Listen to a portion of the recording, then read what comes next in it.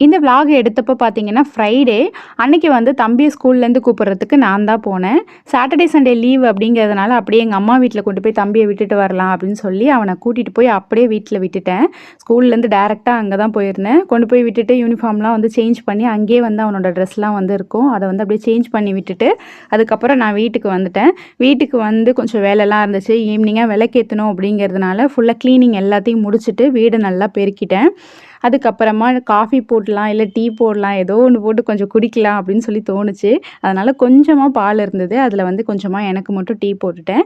இந்த nail polish பார்த்தீங்கன்னா, எனக்கு இந்த கலர் ரொம்ப புடிச்சிருந்தது. பட் என்னன்னு தெரியல ஒரு 2 டேஸ் கூட கையில நிக்கவே மாட்டுது. அப்படியே வந்து போயிடுது. ஆனா கலர் வந்து அவ்ளோ அழகா இருந்துச்சு. அத சும்மா காட்டியிருந்தேன். அப்புறம் ஈவினிங்கா வந்து விளக்கெல்லாம் ஏத்திட்டு, ரிலாக்ஸா உட்காந்து டீ குடிச்சிட்டு இருந்தேன். தம்பி வந்து மிச்சம் மீதி பிஸ்கட்லாம் தூக்கி போட்டு வச்சிருப்பான் பாருங்க. அத சும்மா எடுத்து தொட்டு சாப்பிட்டுட்டு உட்காந்துருந்தேன். நெக்ஸ்ட் வீடியோல பார்க்கலாம்.